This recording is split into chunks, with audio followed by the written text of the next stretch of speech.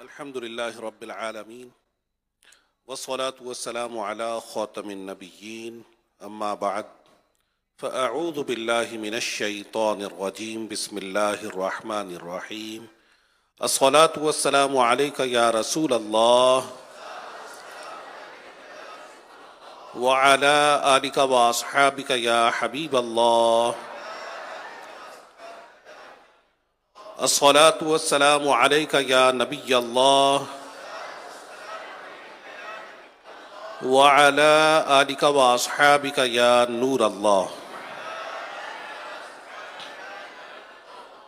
نويت سنة الاعتکاف۔ فرمان مصطفیٰ صلی اللہ تعالی علیہ وآلہ وسلم کثرت الذکر والصلاة علی تنفی الفقر۔ فرمایا کہ اللہ تعالیٰ کا کثرت سے ذکر کرنا اور مجھ پر درود پڑھنا غربت کو دور کر دیتا ہے۔ صلو علی الحبیب صلی اللہ تعالی علی محمد وعلی آلہ وصحبہ وبارک وسلم۔ حدیث پاک میں ہے انما الاعمال بالنیات، یعنی اعمال کا دار و مدار نیتوں پر ہے۔ اے عاشقان رسول، اچھی اچھی نیتوں سے عمل کا ثواب بڑھ جاتا ہے۔ آئیے بیان سننے سے پہلے کچھ اچھی اچھی نیتیں کر لیتے ہیں۔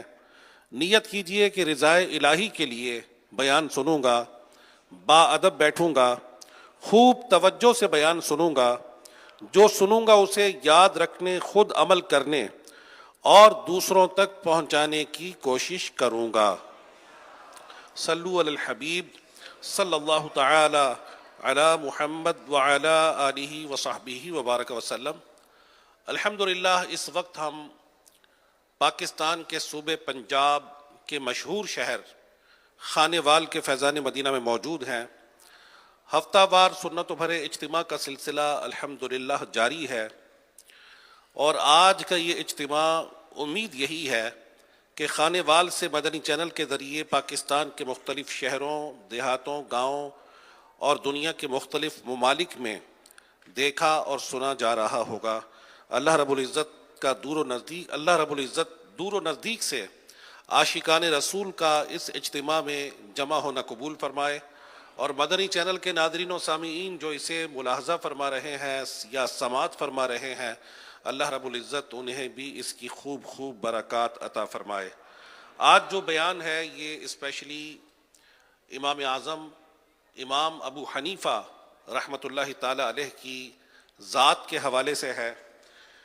آپ رحمۃ اللہ تعالی علیہ کا لقب سراج الامہ، یعنی امت کے روشن سورج، امام الائمہ یعنی اماموں کے امام ہیں۔ آپ رحمۃ اللہ تعالی علیہ کی کنیت ابو حنیفہ ہے، اور آپ کا نام مبارک نعمان ہے۔ آپ کے والد گرامی کا نام ثابت ہے۔ آپ رحمۃ اللہ تعالی علیہ کے حوالے سے امام ابن حبان رحمۃ اللہ تعالی علیہ اور دیگر چند محدثین نے یہ بیان کیا کہ آپ 70 سنہ ہجری میں عراق کے مشہور شہر کوفہ میں پیدا ہوئے، اور 80 سال کی عمر میں 2 شعبان المعظم 150 سنہ ہجری میں آپ کا انتقال ہوا، اور آپ کا مزار پرانوار بغداد شریف میں ہے۔ حافظ ابو بکر خطیب بغدادی رحمۃ اللہ تعالی علیہ نے اپنی کتاب تاریخ بغداد میں آپ رحمۃ اللہ تعالی علیہ کے پوتے کا بیان نقل کیا۔ آپ کے پوتے کا نام تھا اسماعیل۔ تو اسماعیل فرماتے ہیں کہ میرے والد گرامی جن کا نام تھا حماد، ان کے والد گرامی تھے میرے دادا یعنی امام ابو حنیفہ رحمۃ اللہ تعالی علیہ۔ فرمایا ان کے والد گرامی کا نام ثابت تھا، اور ان کے والد گرامی حضرت مولا علی کرم اللہ تعالی وجہہ الکریم کے ہاتھ پر دائرہ اسلام میں داخل ہوئے، اور ان کا نام نعمان رکھا گیا، یعنی امام اعظم ابو حنیفہ رحمۃ اللہ تعالی علیہ کا نام بھی نعمان تھا، اور آپ کے دادا جان کا نام بھی نعمان رکھا گیا۔ اور حضرت اسماعیل بن حماد فرماتے ہیں کہ امام اعظم ابو حنیفہ رحمۃ اللہ تعالی علیہ کے جو دادا جان تھے وہ امیر المؤمنین خلیفۃ المسلمین حضرت مولا علی کرم اللہ تعالی وجہہ الکریم کے خاص دوست تھے اور کثرت سے آپ کی صحبت میں بیٹھتے تھے۔ فرمایا کہ ایک مرتبہ میرے دادا کے دادا جان نے، یعنی ان کے دادا امام ابو حنیفہ رحمۃ اللہ تعالی علیہ اور ان کے دادا حضرت نعمان، ان کا نام بھی نعمان تھا اور ان کا نام بھی نعمان تھا، میرے امام اعظم ابو حنیفہ رحمۃ اللہ تعالی علیہ کے دادا جان نے حضرت مولا علی کرم اللہ تعالی وجہہ الکریم کی خدمت میں محبت کے ساتھ فالودہ پیش کیا، تو حضرت مولا علی کرم اللہ تعالی وجہہ الکریم نے اسے پسند بھی فرمایا اور انہیں دعاؤں سے بھی نوازا۔ خطیب بغدادی رحمۃ اللہ تعالی علیہ فرماتے ہیں کہ جب ان کے صاحبزادے حضرت ثابت پیدا ہوئے، یعنی امام اعظم کے والد گرامی، جب وہ پیدا ہوئے تو حضرت نعمان یعنی امام اعظم کے دادا جان انہیں لے کر حضرت مولا علی کرم اللہ تعالی وجہہ الکریم کی خدمت میں حاضر ہوئے، تو جناب علی کرم اللہ تعالی وجہہ الکریم نے حضرت امام اعظم کے دادا جان کو بھی اپنی دعاؤں سے نوازا، ان کے صاحبزادے حضرت ثابت کو بھی دعاؤں سے نوازا۔ فرمایا کہ یہ جناب مولا علی کی دعاؤں کا اثر ہے کہ الحمدللہ ہمارے خاندان میں علم بھی ہے اور اللہ رب العزت کے کرم سے برکات بھی حاصل ہوئی ہیں۔ تو حضرت مولا علی کرم اللہ تعالی وجہہ الکریم کی دعاؤں کا اثر تھا کہ امام اعظم ابو حنیفہ رحمۃ اللہ تعالی علیہ اتنے بڑے امام بنے۔ حضرت امام اعظم ابو حنیفہ رحمۃ اللہ تعالی علیہ کی ایک اور اسپیشلٹی تھی کہ آپ تابعی تھے، اور تابعی اس شخص کو کہتے ہیں کہ جس نے ایمان کی حالت میں کسی صحابی کا دیدار کیا ہو اور حالت ایمان پر جس کا انتقال ہوا ہو۔ بعض محدثین نے یہ بیان کیا کہ امام اعظم ابو حنیفہ رحمۃ اللہ تعالی علیہ نے 7 صحابہ علیہم رضوان کا دیدار کیا، 7 صحابہ علیہم رضوان ان کا دیدار کیا۔ اور بعض کتابوں میں ہے کہ آپ نے حضرت انس بن مالک رضی اللہ تعالی عنہ، حضرت عبداللہ الزبیدی رضی اللہ تعالی عنہ، حضرت جابر بن عبداللہ، حضرت معقل بن یسار رضی اللہ تعالی عنہم اجمعین کی زیارت کی سعادت بھی حاصل کی۔ اور بعض کتابوں میں حضرت واثلہ بن اسقا رضی اللہ تعالیٰ عنہ کے حوالے سے بھی ہے کہ ہمارے امام اعظم ابو حنیفہ رحمۃ اللہ تعالی علیہ نے صحابی رسول حضرت واثلہ رضی اللہ تعالی عنہ سے ایک حدیث پاک کی سماعت بھی فرمائی ہے۔ سبحان اللہ۔ یہ تابعین کرام بڑی شان والے لوگ ہیں۔ میں نے آپ کو بتایا کہ تابعی اس شخص کو کہا جاتا ہے جس نے ایمان کی حالت میں کسی صحابی کا دیدار کیا ہو اور حالت ایمان پر جس کا انتقال ہوا ہو، اور صحابی اس عظیم ہستی کو کہا جاتا ہے کہ جس نے ایمان کی حالت میں رسول اللہ صلی اللہ علیہ وآلہ وسلم کی زیارت کی اور حالت ایمان پر جن کا انتقال ہوا۔ تو کتنے قرب والے تھے یہ صحابہ کرام علیہم رضوان کے ساتھ کہ انہوں نے ان کی زیارت کی اور اس خوشخبری کا حصہ انہوں نے پایا کہ جس کا ذکر اللہ رب العزت نے اپنے کلام قرآن مجید فرقان حمید میں فرمایا۔ رب کائنات نے قرآن مجید فرقان حمید میں ارشاد فرمایا، پارہ نمبر 11 سورہ توبہ کی آیت نمبر 100 ہے، فرمایا اعوذ باللہ من الشیطان الرجیم بسم اللہ الرحمن الرحیم والذین اتبعوہم بإحسان رضی اللہ عنہم ورضوا عنہ وأعد لهم جنات تجری تحتها الأنہار خالدین فیہا ابدا ذالک الفوز العظیم۔ ترجمہ کنز العرفان۔ اور دوسرے وہ جو بھلائی کے ساتھ ان کی پیروی کرنے والے ہیں ان سب سے اللہ رب العزت راضی ہوا اور یہ اللہ سے راضی ہیں، اور اس نے ان کے لیے باغات تیار کر رکھے ہیں جن کے نیچے نہریں بہتی ہیں، ہمیشہ ہمیشہ ان میں رہیں گے اور یہی بڑی کامیابی ہے۔ سبحان اللہ۔ اللہ رب العزت کا کتنا کرم اور احسان ہے ان لوگوں پر جنہوں نے رسول پاک صلی اللہ علیہ وآلہ وسلم کے پیارے صحابہ علیہم رضوان کی زیارت کی، اور یقیناً ہمارے امام اعظم ابو حنیفہ رحمۃ اللہ تعالی علیہ ان خوش نصیبوں میں شامل ہیں کہ جنہوں نے رسول پاک صلی اللہ علیہ وآلہ وسلم کے پیارے صحابہ علیہم رضوان کی زیارت کی۔ حضرت کعب الاحبار رحمۃ اللہ تعالی علیہ ایک بہت بڑے جلیل القدر تابعی بزرگ گزرے ہیں اور بہت بڑے عالم دین گزرے ہیں۔ آپ ارشاد فرماتے ہیں کہ میں نے پچھلی آسمانی کتابوں میں اس امت کے علماء اور فقہا کے نام پڑھے ہیں، ان میں نعمان بن ثابت نام کے عالم کا ذکر بھی موجود ہے۔ ان کے بارے میں پچھلی آسمانی کتابوں میں لکھا تھا کہ یہ اپنے زمانے کے تمام اہل علم کے امام ہوں گے۔ ان کی شخصیت آسمان علم پر 14ویں کے چاند کی طرح چمکے گی، لوگ ان کی زندگی پر بھی رشک کریں گے اور ان کی وفات پر بھی لوگ رشک کریں گے۔ سبحان اللہ۔ حضرت مولا علی کرم اللہ تعالی وجہہ الکریم کا ایک فرمان میں آپ کو پیش کرتا ہوں، بہت ہی ہمارے لیے خوشی اور مسرت کا باعث ہوگا یہ فرمان جناب امیر المؤمنین کا۔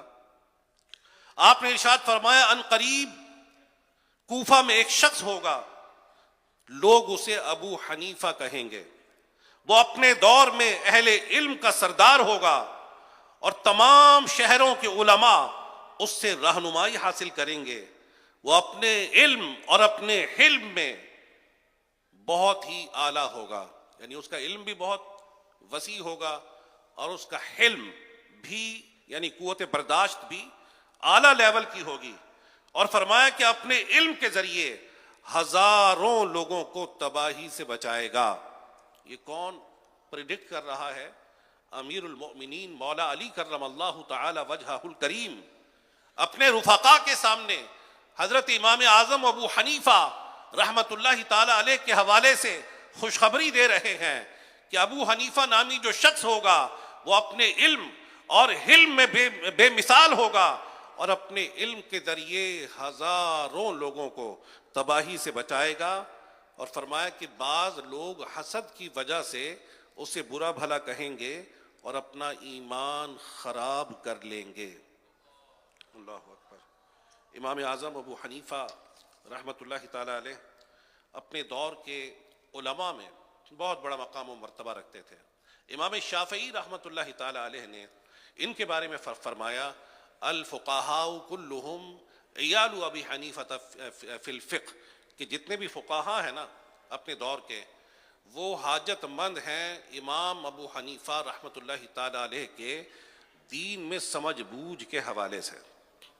اور حضرت امام شافعی رحمت اللہ تعالی علیہ نے ارشاد فرمایا کہ کسی ماں نے ابو حنیفہ جیسا محدث کبھی نہیں جنا، یعنی اتنے بڑے علم حدیث کے امام اعظم رحمت اللہ تعالی علیہ ماہر تھے کہ امام شافعی رحمت اللہ تعالی علیہ نے واضح طور پر فرمایا کہ کسی ماں نے ابو حنیفہ سے بڑھ کر کوئی محدث نہیں جنا۔ اور امام اعظم ابو حنیفہ رحمت اللہ تعالی علیہ یہ رسول پاک صلی اللہ علیہ وآلہ وسلم کی احادیث پر ایسی کمانڈ رکھتے تھے، احادیث کی ایسی یادداشت ان کی تھی کہ اپنے صاحبزادے کو ایک مرتبہ امام اعظم ابو حنیفہ رحمت اللہ تعالی علیہ نے 5 احادیث بیان فرمائی۔ بڑی قابل غور بات ہے، اب توجہ رکھیے گا۔ 5 احادیث امام اعظم رحمت اللہ تعالی علیہ نے ایک مرتبہ اپنے صاحبزادے کے سامنے بیان فرمائی اور فرمایا بیٹا یہ جو 5 احادیث ہیں میں نے انہیں 5 لاکھ احادیث میں سے تمہارے لیے منتخب کیا ہے۔ یہ 5 احادیث 5 لاکھ احادیث میں سے میں نے تمہارے لیے چنی، اور ان میں سب سے پہلی حدیث جو بیان فرمائی وہ وہی حدیث ہے جو میں نے ابتدا میں آپ کے سامنے بیان کی، انما الاعمال بالنیات، کہ بے شک اعمال کا دار و مدار نیتوں پر ہے۔ اور پھر حلال و حرام کے حوالے سے حدیث بیان فرمائی امام اعظم ابو حنیفہ رحمت اللہ تعالی علیہ نے کہ حلال بھی واضح ہے، حرام بھی واضح ہے، اور ان کے درمیان جو راستہ ہے، جو چیزیں ہیں وہ مشتبہ ہیں۔ تو فرمایا کہ جو مشتبہ چیزیں ہوتی ہیں نا، ڈاؤٹ فل چیزیں، رسول پاک صلی اللہ علیہ وآلہ وسلم نے ان کے بارے میں فرمایا کہ جو ان مشتبہ چیزوں سے بچے گا وہ حرام سے بچنے میں کامیاب ہو جائے گا۔ یہ حدیث کا خلاصہ میں نے آپ کی خدمت میں عرض کیا۔ اور ایک اور حدیث بیان فرمائی، فرمایا من حسن اسلام المرء ترکہ ما لا یعنی، کہ کسی بھی شخص کے اسلام کا یہ حسن ہے کہ وہ لا یعنی باتوں کو چھوڑ دے. اور ایک حدیث یہ بیان فرمائی لا یؤمن احدکم حتی یحب لاخیہ ما یحب لنفسہ، کہ تم میں سے کوئی شخص اس وقت تک کامل مومن نہیں ہو سکتا وہ جب تک جو چیز اپنے لیے پسند کرے وہ اپنے مسلمان بھائی کے لیے پسند نہ کر لے. یہ ضمناً میں نے آپ کے سامنے بیان کیا امام اعظم ابو حنیفہ رحمۃ اللہ تعالی علیہ کے علم حدیث کے حوالے سے کہ 5 لاکھ احادیث میں سے انہوں نے اپنے صاحبزادے کے سامنے یہ چند احادیث بیان فرمائی. سبحان اللہ. اور ایک حدیث اس میں سے یہ بھی تھی المسلم من سلب المسلمون من لسانہ و یدہ، کہ کامل مسلمان وہ ہے جس کے ہاتھ اور زبان سے دوسرے مسلمان محفوظ رہیں. یعنی کیا اعلیٰ شان ہے امام اعظم ابو حنیفہ رحمۃ اللہ تعالی علیہ کی کہ اپنے علم کا نچوڑ اپنے صاحبزادے کے سامنے بیان کر دیا کہ علم حدیث کے 5 لاکھ کے مجموعہ سے میں تمہیں یہ 5 احادیث بتا رہا ہوں. یعنی کیا ان کی زندگی کا خلاصہ آپ نے بیان فرما دیا. یعنی کتنی زبردست قسم کی تعلیمات ہیں ان احادیث میں جو امام اعظم رحمۃ اللہ تعالی علیہ نے اپنے صاحبزادے کے سامنے بیان کی. آج اپنی کیفیت ہم دیکھیں کہ ہم سارے دن کتنی لا یعنی فضول باتوں میں اپنا وقت گزار دیتے ہیں. ذرا سوچیں کہ صبح سے رات تک ہماری کیفیت کیا ہوتی ہے، سوشل میڈیا کا یوزیج کیسا ہوتا ہے، اور اگر سارے دن کے گناہوں اور فضول باتوں کو اگر کسی پیپر پر لکھے نا تو یقین کریں کئی پیجز سیاہ ہو جائیں لکھ کر کہ ہم نے اتنی فضول باتیں کی، معاذ اللہ اتنے گناہ کیے، اتنے جھوٹ بولے، اتنے لوگوں کا دل دکھایا، اتنے لوگوں کے حقوق کو پامال کیا، اتنے لوگوں کی غیبت کی، اتنے اللہ رب العزت کی نافرمانی والے کام کیے. تو اگر ہم غور کریں تو سارے دن کا خلاصہ اگر ہم لکھنا چاہیں تو ایک بہت بڑا دفتر درکار ہوگا. لیکن کتنا کمپریہنسولی حدیث میں بیان کیا گیا کہ کسی بھی انسان کے ایمان کا یہ حسن ہے کہ وہ لا یعنی فضول باتوں کو چھوڑ دے. اور کتنی زبردست بات فرمائی المسلم من سلم المسلمون من لسانہ و یدہ، کہ کامل مسلمان وہ ہے جس کے ہاتھ اور زبان سے دوسرے مسلمان محفوظ رہیں. نیات کو ریکٹیفائی کرنے کے حوالے سے بھی آپ نے حدیث بیان فرمائی انما الاعمال بالنیات. اور بڑے بڑے محدثین نے صلو علی الحبیب بڑے بڑے محدثین نے اپنی حدیث کی کتابوں میں نیت کا چیپٹر اور نیت کی احادیث اور روایات کو پہلے لیا. امام اعظم ابو حنیفہ رحمۃ اللہ تعالی علیہ نے بخاری شریف کی پہلی حدیث وہ بھی نیت کے حوالے سے بیان فرمائی. تو امام اعظم ابو حنیفہ رحمۃ اللہ تعالی علیہ جناب مولا علی کرم اللہ تعالی وجہہ الکریم کے فرمان کے مطابق بے شمار لوگوں کی ہدایت کا ذریعہ بنے اور بے شمار لوگوں کو آپ رحمۃ اللہ تعالی علیہ نے تباہی سے بچا لیا. صلو علی الحبیب صلی اللہ تعالی علی محمد وعلی آلہ وصحبہ وبارک وسلم. ایک مرتبہ حضرت امام جعفر صادق رحمۃ اللہ تعالی علیہ نے امام ابو حنیفہ رحمۃ اللہ تعالی علیہ کو دیکھا. یہ حضرت امام جعفر صادق رحمۃ اللہ تعالی علیہ کون ہیں؟ یہ صاحبزادے ہیں حضرت امام محمد الباقر رحمۃ اللہ تعالی علیہ کے، اور وہ صاحبزادے ہیں حضرت امام علی بن حسین امام زین العابدین رضی اللہ تعالی عنہ کے، اور وہ شہزادے ہیں امام علی مقام شہزادہ کونین سیدنا امام حسین رضی اللہ تعالی عنہ کے، اور وہ صاحبزادے ہیں جناب مولا علی کرم اللہ تعالی وجہہ الکریم کے. تو حضرت امام جعفر صادق رحمۃ اللہ تعالی علیہ نے ایک مرتبہ حضرت امام ابو حنیفہ رحمۃ اللہ تعالی علیہ کو دیکھا تو آپ نے دیکھ کر فرمایا کہ میں دیکھ رہا ہوں کہ میرے نانا جان کی سنت کو تم زندہ کرو گے. رسول پاک صلی اللہ علیہ وآلہ وسلم کی سنت، سبحان اللہ، میرے رسول صلی اللہ علیہ وآلہ وسلم نے فرمایا میری سنت کو زندہ کرنے والا روز قیامت عرش الہی کے سائے میں ہوگا. اور ایک حدیث پاک میں ہے، ارشاد فرمایا جس نے میری سنت کو زندہ کیا اس نے مجھ سے محبت کی، اور جس نے مجھ سے محبت کی کان معی فی الجنہ، من احب سنتی فقد احبنی ومن احبنی کان معی فی الجنہ، کہ جس نے میری سنت سے محبت کی گویا اس نے مجھ سے محبت کی، اور جو مجھ سے محبت کرے گا وہ جنت میں میرے ساتھ ہوگا۔ یہ بھی ہے، اور سنت کو زندہ کرنے کے حوالے سے بھی ہے، من احیا سنتی، جس نے میری سنت کو زندہ کیا فقط احبنی، اس نے مجھ سے محبت کی، تحقیق اس نے مجھ سے محبت کی، اور جو مجھ سے محبت کرے گا وہ جنت میں میرے ساتھ ہوگا۔ اور ایک حدیث میں ہے کہ جس نے لوگوں کے بگڑتے ہوئے حالات میں میری سنت کو مضبوطی سے تھامے رکھا، اللہ تعالیٰ اسے 100 شہیدوں کا ثواب عطا فرمائے گا۔ من تمسک بسنتی عند فساد امتی فلہو اجر 100 شہید، اس کے لیے 100 شہیدوں کا ثواب ہے کہ فساد امت کے وقت جس نے میری سنت کو تھامے رکھا۔ صلو علی الحبیب صلی اللہ تعالی علی محمد وعلی آلہ وصحبہ وبارک وسلم۔ تو امام اعظم ابو حنیفہ رحمۃ اللہ تعالی علیہ نے اپنی ساری حیات طیبہ اسی کوشش میں گزار دی کہ رسول مقبول صلی اللہ علیہ وآلہ وسلم کی سنت کا احیاء ہو، آپ صلی اللہ علیہ وآلہ وسلم کی سنتوں کو معاشرے میں فروغ دیا جائے۔ قرآن اور حدیث کی روشنی میں آپ نے مسائل اخذ کیے اور بے شمار لوگوں کی ہدایت کا ذریعہ بنے امام اعظم ابو حنیفہ رحمۃ اللہ تعالی علیہ۔ علم کی جہاں تک بات ہو تو بڑے بڑے محدثین آپ کے شاگرد گزرے ہیں، حضرت عبداللہ بن مبارک جیسی شخصیت جنہیں امیر المؤمنین فی الحدیث کہا جاتا ہے، یہ بھی امام اعظم ابو حنیفہ رحمۃ اللہ تعالی علیہ کے شاگرد ہیں۔ حضرت سفیان ثوری جیسے عظیم محدث بھی آپ کے شاگرد ہیں، حضرت مسعر بن کدام رحمۃ اللہ تعالی علیہ جیسے لوگ بھی آپ کے شاگرد ہیں۔ تو ان کی زندگی میں یہ جتنے بھی محدثین ہیں یہ ان سے استفادہ کرتے رہے۔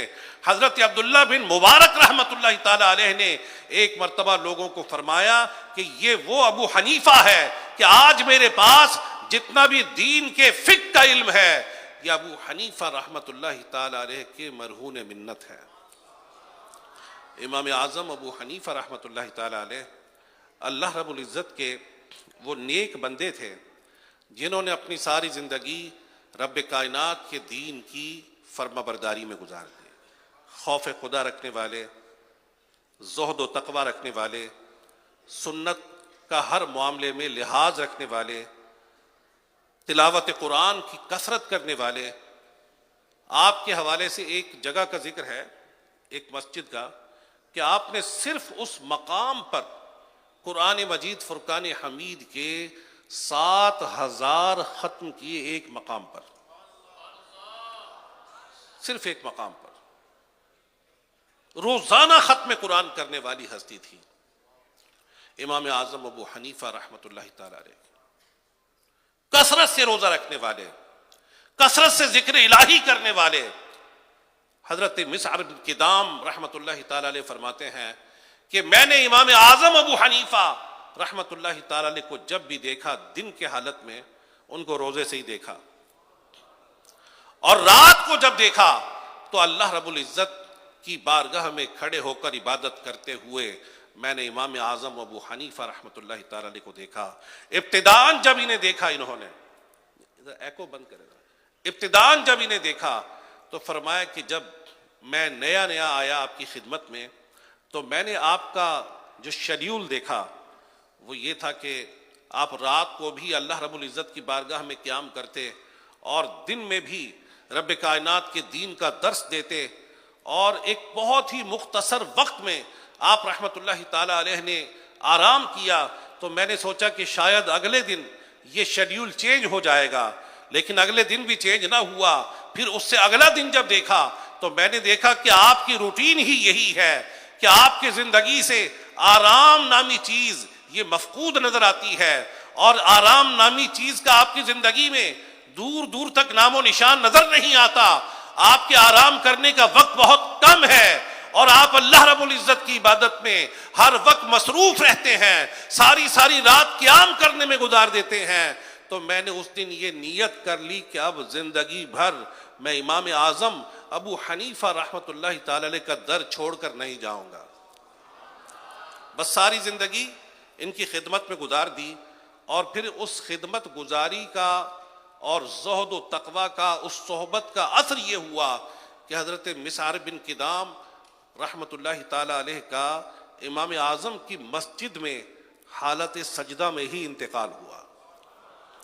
یہ اللہ رب العزت کے نیک بندے ہیں جن کی زندگی تقوی سے عبارت، جن کی زندگی زہد سے عبارت، جنہوں نے اللہ رب العزت کے بندوں کے حقوق کو کبھی ضائع نہ کیا.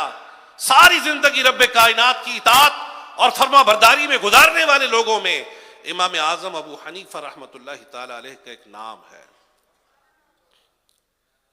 ایک مرتبہ آپ کہیں سے تشریف لیے جا رہے تھے تو راستے میں آپ نے ایک شخص کو دیکھا کہ وہ آپ کو دیکھ کر راستہ موڑ گیا، کسی اور گلی کی طرف چلا گیا.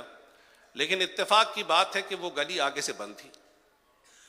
جب واپس لوٹ کر آ رہا تھا تو امام اعظم ابو حنیفہ رحمۃ اللہ تعالی علیہ بھی اس کے پیچھے آئے. فرمایا کہ میں نے تمہیں دیکھا کہ تم نے راستہ بدل لیا، اس کی وجہ کیا ہے؟ تو بہت افسردگی کے عالم میں کہنے لگا کہ اے امام، میں نے آپ سے 10,000 درہم قرضہ لیا تھا، میرے پاس اسباب نہ بن سکے، میرے پاس رقم جمع نہ ہو سکی کہ میں مقررہ مدت پر آپ کی رقم کو واپس لوٹا دوں. تو اسی شرم کی وجہ سے کہ میں آپ کا سامنا کیسے کروں گا، میں اس گلی کی طرف چلا گیا. تو ہمارے امام نے کیا خوب فرمایا کہ یہ کوئی اتنی بڑی رقم نہ تھی کہ جس سے ایک اللہ کا بندہ پریشان ہو اور راستہ بدل لے. آپ رحمۃ اللہ تعالی علیہ نے فرمایا جاؤ، یہ میں نے 10,000 کا جو قرضہ تھا تو میں معاف کر دیا. اور اخلاق کی جو کیفیت تھی، امام اعظم ابو حنیفہ رحمۃ اللہ تعالی علیہ اپنے وقت کے جلیل القدر امام، ایک شخص نے آپ رحمۃ اللہ تعالی علیہ کو ایک مرتبہ تھپڑ مارا. بڑی جرأت تھی اس شخص کی. آپ چاہتے تو وقت کے قاضی کو بلا کر بدلہ لے سکتے تھے. بادشاہان وقت آپ کی خدمت میں درخواستیں کرتے تھے کہ آپ قاضی بن جائیں، آپ چیف جسٹس بن جائیں. ابو جعفر منصور ہزاروں افراد اس نے بے دردی سے شہید کرائے، لیکن امام اعظم ابو حنیفہ رحمۃ اللہ تعالی علیہ کا معتقد تھا اور کہتا تھا کہ آپ یہ منصب قضا یعنی جج بننا قبول کر لیں. اس کے پیچھے علماء نے اور بھی باتیں بیان کی ہیں کہ وہ یہ چاہتا تھا کہ امام ابو حنیفہ رحمۃ اللہ تعالی علیہ اس کی بات مان کر چلتے رہیں. ظاہر ہے کہ جب انڈر ایک عہدہ لے لیا جائے گا تو پھر اطاعت و فرما برداری بھی ہوگی. لیکن ہمارے امام اعظم ابو حنیفہ رحمۃ اللہ تعالی علیہ نے وہ منصب قبول نہ کیا، اور اہل علم نے یہ بیان کیا کہ اسی وجہ سے آپ کو قید خانے میں ڈال دیا گیا اور روزانہ آپ کو 10 کوڑے مارے جاتے تھے. آپ کو 10 کوڑے اس بات پر مارے جاتے تھے. اور پھر ایک دن زبردستی آپ کو زہر پلایا گیا کہ جس کی وجہ سے امام اعظم رحمۃ اللہ تعالی علیہ شہید ہو گئے. لیکن وقت کے جو بڑے بڑے بادشاہ تھے، جو بڑے بڑے وزراء تھے، جو بڑے بڑے وقت کے لوگ تھے، وہ امام اعظم رحمۃ اللہ تعالی علیہ سے خوف زدہ بھی تھے کہ ان کی اطاعت کرنے والے، ان کو فالو کرنے والے، ان کی ذات سے عقیدت رکھنے والے، محبت رکھنے والے سارے اہل عراق ہیں جو آپ سے محبت کرتے ہیں، علماء آپ سے محبت کرتے ہیں، عوام آپ سے محبت کرتی ہے. تو اتنے بڑے امام کو اگر کسی نے مارا تو امام صاحب نے کیا پیاری بات فرمائی. آپ دیکھیں ٹالرنس کی انتہا ہے، ایک کلائمیکس ہے ٹالرنس کا. کسی شخص کے غصے، کسی شخص کی ناانصافی، کسی شخص کے ظلم کا آپ کیا جواب دیتے ہیں؟ آپ نے فرمایا تو نے مجھے تھپڑ مارا، میں چاہوں تو تجھے عدالت میں گھسیٹ سکتا ہوں. ظاہر ہے کہ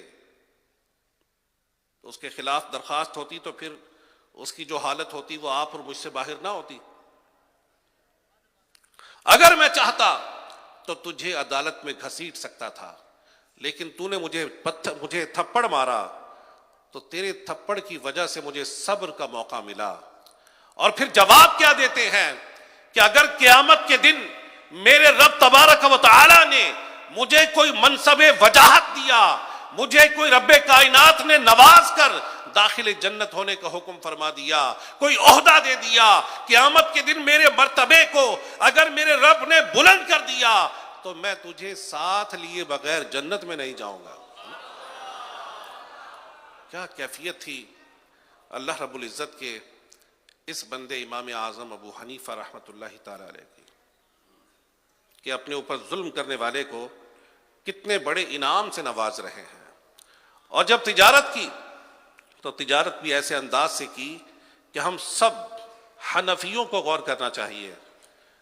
4 ائمہ دنیا میں مشہور ہوئے, حضرت امام ابو حنیفہ رحمۃ اللہ تعالی علیہ, حضرت مالک بن انس رحمۃ اللہ تعالی علیہ, حضرت امام شافعی رحمۃ اللہ تعالی علیہ, اور حضرت امام احمد بن حنبل رحمۃ اللہ تعالی علیہ.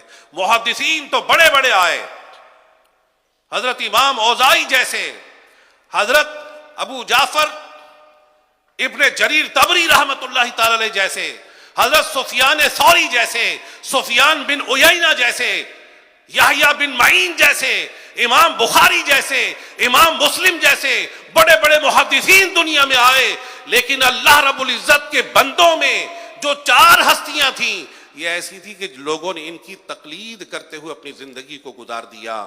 یعنی قرآن اور سنت سے جو مقاصد جو مسائل انہوں نے اخذ کیے ان مسائل پر عمل کیا. ان میں سب سے بڑے امام اعظم ابو حنیفہ رحمۃ اللہ تعالی علیہ کی ذات ہے. صلو علی الحبیب.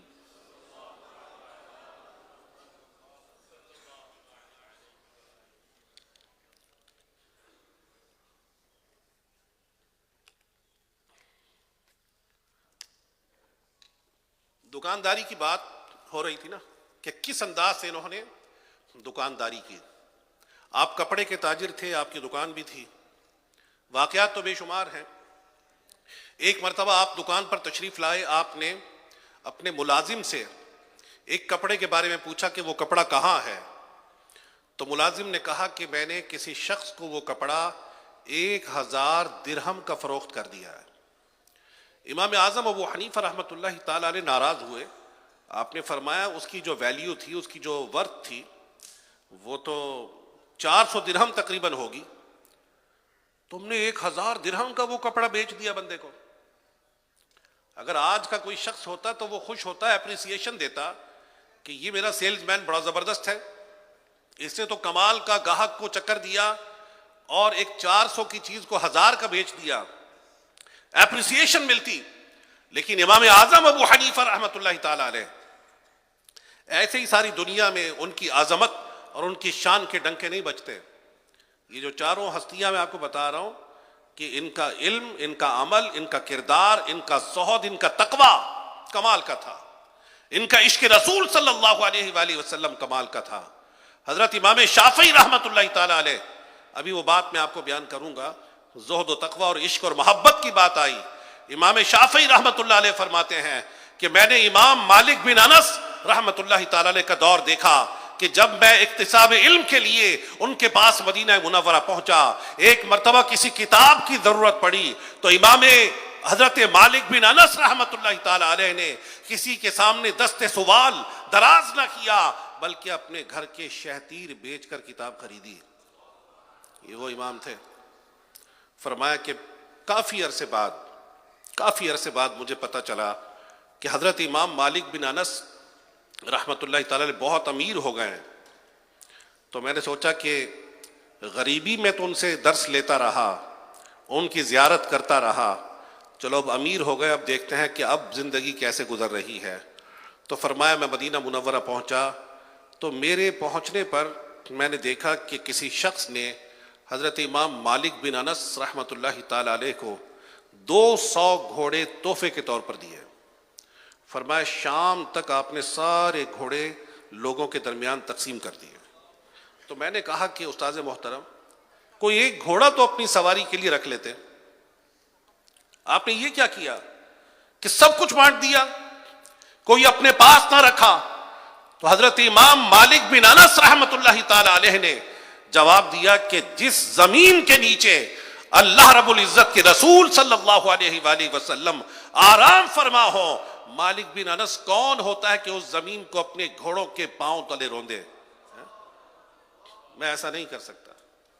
اور حدیث کو جب بیان کرتے تو پہلے خوشبو کا استعمال کرتے اور پھر رسول پاک صلی اللہ علیہ وآلہ وسلم کی حدیث کو بیان کرتے.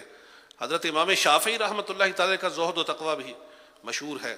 حضرت امام احمد بن حنبل رحمۃ اللہ تعالی کا زہد و تقوی بھی مشہور ہے. اور ہمارے امام اعظم ابو حنیفہ رحمۃ اللہ تعالی علیہ، ان کے بھی زہد و تقوی کے بے شمار واقعات الحمدللہ کتابوں میں موجود ہیں.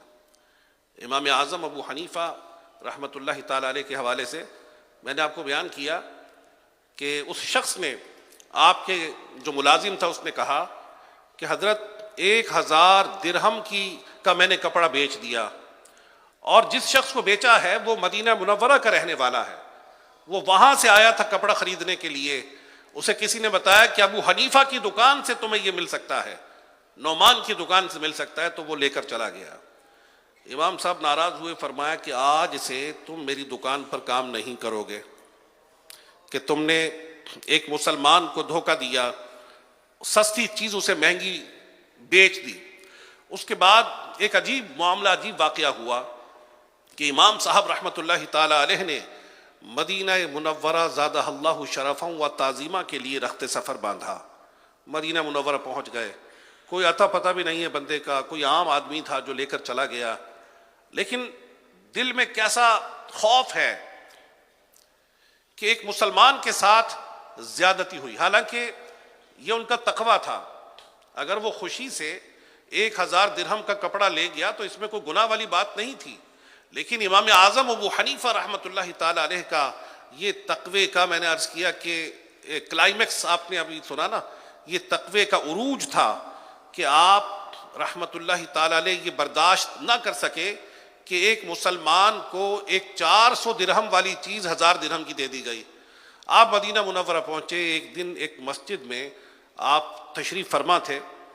آپ نے دیکھا کہ ایک شخص آیا، اس نے وہی سوٹ، وہی لباس پہنا ہوا ہے کہ جو آپ کی دکان پر ملتا تھا. دکان بڑی مشہور تھی آپ کی، عام کپڑا نہیں ہوتا تھا، بڑا اعلیٰ قسم کا کپڑا ہوتا تھا. آپ رحمۃ اللہ تعالی علیہ نے پہچان لیا اپنا کپڑا اور فرمایا کہ اے شخص، یہ کپڑا تو نے کہاں سے لیا ہے؟ اس نے کہا کہ میں نے یہ کپڑا کوفے سے خریدا ہے، اور نعمان کی دکان سے یہ کپڑا میں نے خریدا ہے. 1000 درہم کا یہ کپڑا میں نے خریدا. امام اعظم رحمۃ اللہ تعالی علیہ نے 1000 درہم اس کو دیے کہ یہ درہم لے لو، یہ کپڑا مجھے دے دو. اس نے کہا نہیں، میں کیسے دے سکتا ہوں، یہ کپڑا کئی مرتبہ میں استعمال کر چکا ہوں، تو اب یہ کپڑا میں آپ کو دے نہیں سکتا. تو آپ نے اس پر بہت زیادہ اصرار کیا، اسے کمپیل کیا کہ بھائی یا تو یہ کپڑا مجھے دے دو، یا پھر ایسا کرو کہ 400 درہم جو ہے نا وہ میں تمہیں دے دیتا ہوں، کیونکہ یہ کپڑا 600 درہم میں تمہیں دے دیتا ہوں، کیونکہ یہ کپڑا 400 درہم کا تھا. بہت مشکل سے وہ بندہ راضی ہوا، اور آپ رحمت اللہ تعالی علیہ سے اس نے 600 درہم لے لیے. آپ نے اللہ رب العزت کا شکر ادا کیا اور پھر اپنے شہر کوفہ کی طرف لوٹ گئے. یہ کوفہ خانے وال سے ملتان تک کا سفر نہیں تھا، بلکہ اہل علم نے بیان کیا کہ تقریباً 1450 کلومیٹر کا سفر ہے کوفہ سے مدینہ منورہ کا. اس شخص کو دینے کے لیے وہاں پہنچ گئے. ایک مرتبہ آپ کی خدمت میں ایک خاتون آئی اور ایک ریشمی لباس آپ کو دکھا کر کہا کہ یہ لباس آپ کو بیچنا ہے. آپ نے فرمایا کتنے کا یہ لباس دو گی؟ اس نے کہا کہ 100 درہم کا. آپ نے فرمایا نہیں، 100 درہم کا تو یہ نہیں ہے.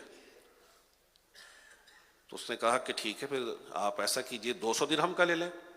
فرمایا نہیں، 200 درہم کا نہیں ہے، 300 کا لے لیں. تو فرمایا کہ 300 کا بھی نہیں ہے.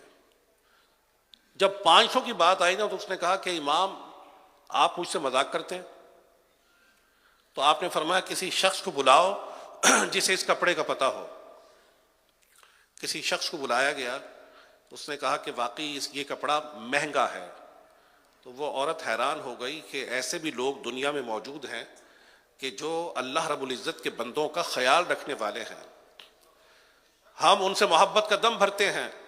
ہم کہتے ہیں کہ قرآن و سنت سے جو مسائل اخذ کر کے انہوں نے ہمیں دیے، ہم ان مسائل کو فالو کریں گے، لیکن یہ غور کریں کہ ان کی سیرت، ان کا کردار، ان کا انداز زندگی کیسا تھا کہ کسی بھی مسلمان کو دکھ اور تکلیف میں مبتلا نہیں دیکھ سکتے تھے، کسی کے ساتھ ظلم و زیادتی کو برداشت نہ کر سکتے تھے. اور دیکھیں مسلمانوں کا خیال کیسا تھا کہ آپ رحمۃ اللہ تعالی علیہ کی کسی شخص کے ساتھ پارٹنرشپ تھی ایک دکان میں، ایک خاص قسم کا کپڑا جس میں ایک فالٹ تھا. آپ نے اپنے پارٹنر کو بتایا کہ یہ جو فالٹ والا کپڑا ہے نا، یہ جب گاہک لینے کے لیے آئے تو اسے بیان کر کے بیچنا. ایک دن آپ رحمۃ اللہ تعالی علیہ نے اس سے پوچھا کہ وہ جو فالٹ والا کپڑا تھا وہ کہاں ہے؟ وہ آپ کا پارٹنر کہنے لگا حضرت مسٹیکنلی وہ میں نے بیچ دیا اور میں بھول گیا اس کا عیب بیان کرنا. تو آپ رحمۃ اللہ تعالی علیہ نے اس دن کی جتنی بھی کمائی تھی نا، وہ ساری کی ساری کمائی اللہ رب العزت کی راہ میں صدقہ کر دی کہ یہ ہم نے اپنے پاس رکھنی ہی نہیں. تو اللہ رب العزت کے نیک بندوں کا مقام و مرتبہ آپ نے سماعت فرمایا کہ کس انداز سے انہوں نے اپنی زندگی بسر کی. ہمیں بھی ایسے ہی انداز کو اپنی زندگی میں اپنانے کی حاجت ہے. امام اعظم ابو حنیفہ رحمۃ اللہ تعالی علیہ کے خاص شاگرد امام ابو یوسف رحمۃ اللہ تعالی علیہ فرماتے ہیں کہ امام اعظم ابو حنیفہ رحمۃ اللہ تعالی علیہ ہمیشہ حرام کاموں سے بچ کر رہتے تھے، علم دین کے علاوہ بات کرنے سے ڈرتے تھے، بہت زیادہ مجاہدہ یعنی نیک کاموں میں بہت کوشش کرنے والے تھے، دنیا داروں کی ان کے منہ پر تعریف نہ کرتے تھے، اکثر خاموش رہتے تھے، دینی مسائل میں غور و فکر کرتے رہتے تھے، بہت سادہ اور نرم مزاج تھے. آپ سے کوئی سوال کرتا تو قرآن و حدیث سے اس کا جواب دیا کرتے تھے. طبیعت میں لالچ نہیں تھا اور کسی کا بھی ذکر ہوتا بھلائی کے علاوہ اس کا ذکر نہ کرتے. تو یہ ساری باتیں ہمارے لیے بھی لائق عمل ہیں. ہم یہ دیکھیں اپنے کردار کو امام اعظم ابو حنیفہ رحمۃ اللہ تعالی علیہ نے کیسے سنوارا کہ فضول گفتگو سے اپنے آپ کو بچا کر رکھتے، کسی کے منہ پر اس کی بے جا تعریف نہ کرتے، خاموشی اختیار کرتے، دینی مسائل میں غور و فکر کرتے رہتے، لوگوں کو قرآن و سنت کی روشنی میں مسائل کا جواب دیتے، اور طبیعت میں کوئی لالچ نہ تھا. یعنی زندگی کیسی ایک عالم دین کی ہونی چاہیے، اس کے اندر کیسا تقویٰ ہونا چاہیے، اس کا کردار کیسا ہونا چاہیے، اس کا انداز زندگی کیسا ہونا چاہیے، اس کی عبادت اور ریاضت کیسی ہونی چاہیے، اس کے اخلاق کی کیفیت کیسی ہونی چاہیے، اس کا صبر و تحمل اور برداشت کیسا ہونا چاہیے. امام اعظم ابو حنیفہ رحمۃ اللہ تعالی علیہ کی حیات مبارک میں یہ ساری کی ساری چیزیں نمایاں تھیں.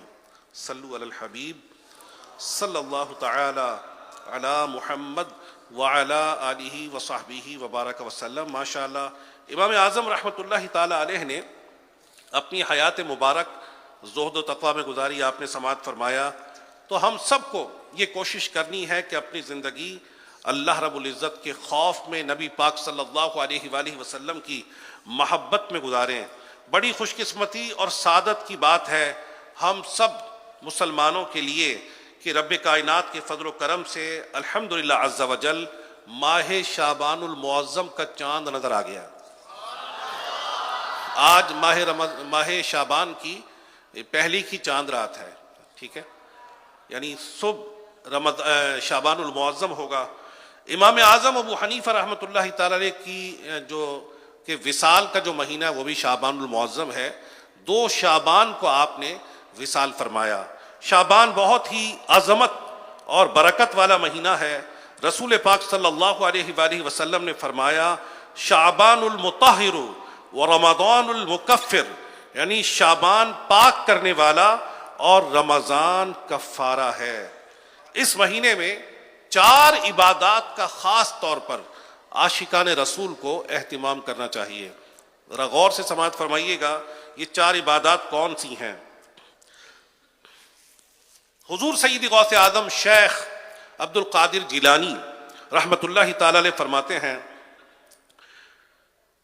ہوا شہر الصلاۃ علی النبی، یعنی شعبان رسول پاک صلی اللہ علیہ وآلہ وسلم کی ذات اقدس پر درود پڑھنے کا مہینہ ہے، اور اس مہینے میں کثرت سے رسول پاک صلی اللہ علیہ وآلہ وسلم کی ذات اقدس پر ہم سب کو درود پڑھنا چاہیے کہ حضرت حافظ ذکی الدین عبد العظیم منذری رحمۃ اللہ تعالی علیہ نے حدیث پاک نقل فرمائی کہ رسول پاک صلی اللہ علیہ وآلہ وسلم نے فرمایا من صلی علی عشرا صلی اللہ علیہ میۃ ومن صلی علی میۃ کتب اللہ بین عینیہ براءۃ من النفاق وبراءۃ من النار، جس شخص نے میری ذات پر 10 مرتبہ درود پڑھا اللہ رب العزت اس پر 100 رحمت نازل فرماتا ہے، اور جس نے 100 مرتبہ درود پڑھا اللہ تبارک و تعالی اس کی دونوں آنکھوں کے درمیان یعنی اس کے ماتھے پر لکھ دے گا کہ یہ بندہ منافقت اور دوزخ کی آگ سے آزاد ہے۔ اور رسول پاک صلی اللہ علیہ وآلہ وسلم کا فرمان معظم امام طبرانی رحمۃ اللہ تعالی علیہ نے اپنی معجم الاوسط میں نقل کیا، ارشاد فرمایا من صلی علی فی یوم 1000 مرۃ لم یمت حتی یری مقعدہ من الجنہ، کہ جس شخص نے مجھ پر روزانہ 1000 مرتبہ درود پڑھا وہ اس وقت تک نہ مرے گا جب تک جنت میں اپنا مقام نہ دیکھ لے۔ دوسرا، یہ مہینہ تلاوت قرآن کا مہینہ ہے، اور اس مہینے کو شہر القرآن بھی کہا جاتا ہے، یعنی تلاوت قرآن کا مہینہ۔ سبحان اللہ۔ صحابہ کرام علیہم رضوان کے حوالے سے یہ بعض روایات میں ملتا ہے کہ جب شعبان المعظم شروع ہو جاتا تو صحابہ کرام علیہم رضوان کثرت کے ساتھ تلاوت قرآن مجید فرقان حمید میں مصروف ہو جاتے ہیں۔ تو اللہ رب العزت ہمیں بھی کثرت تلاوت کی توفیق عطا فرمائے۔ ایک حدیث میں ہے کہ بے شک دلوں کو بھی زنگ لگ جاتا ہے جس طرح لوہے کو زنگ لگ جائے۔ تو حضرات صحابہ علیہم رضوان نے عرض کیا کہ یا رسول اللہ صلی اللہ علیہ وآلہ وسلم وما جلاؤہا، یہ جو زنگ ہے یہ کیسے دور کیسے ہو، کیا انداز اختیار کیا جائے؟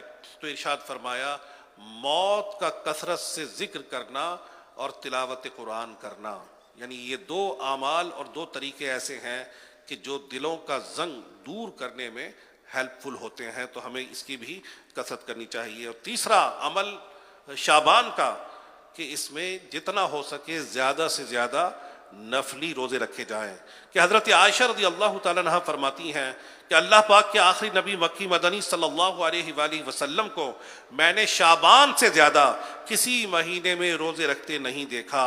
آپ صلی اللہ علیہ وآلہ وسلم سوائے چند دن کے پورے ہی ماہ کے روزے رکھا کرتے تھے۔ تو جس سے آسانی ہو جیسے وہ اس ماہ میں کثرت سے نفلی روزے رکھنے کی سعادت حاصل کر سکتا ہے۔ سبحان اللہ۔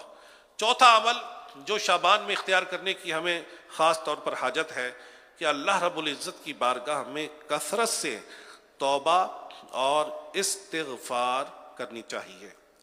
سبحان اللہ۔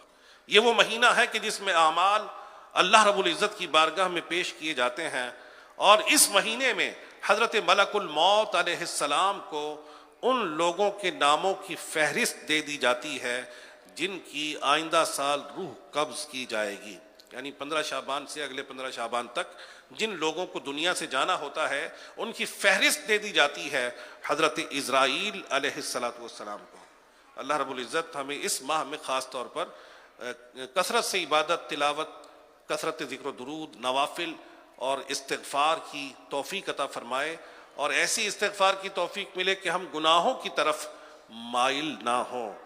الحمدللہ دعوت اسلامی کے دینی ماحول میں بکثرت سنتیں سیکھی اور سکھائی جاتی ہیں، جیسے تلاوت قرآن کے حوالے سے میں آپ کو عرض کر رہا ہوں۔